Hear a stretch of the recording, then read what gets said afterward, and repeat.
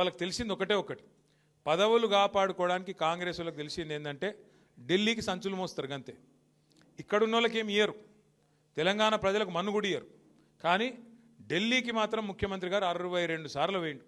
ఇప్పటికీ 62 సార్లు ఎందుకు పోతాడు?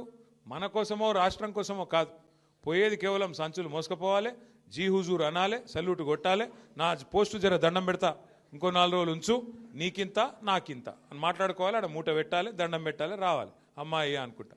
ఇది ముందే చెప్పినాం. ఇది కూడా మనం ఢిల్లీ పార్టీలకు మన జుట్టిస్తే తెలంగాణ ఆగమవుతుంది, మన జుట్టు అలా చేతులు పెడితే తెలంగాణ ఆగమవుతుంది. కాంగ్రెస్ వాడైనా బీజేపీ అయినా ఒకటి సంచులు మోసేటోడు, ఇంకోటి చెప్పులు మోసేటోడు, పెద్ద తేడా ఏం లేదు. ఒకళ్ళేమో సంచులు మోసే పార్టీ, ఇంకోటేమో చెప్పులు మోసే పార్టీ.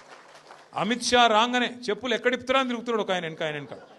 ఎవరో మీకు ఎరికన్నా నేను చెప్పా, ఎరికే కదా, ఎరికే కాకపోతే మరి సుమన్కి చెప్పి వీడియో పంపిస్తాం మీకు చూసుకోరు. ఒకటేమో సంచులు మోసే పార్టీ, ఇంకొకటేమో చెప్పులు మోసే పార్టీ.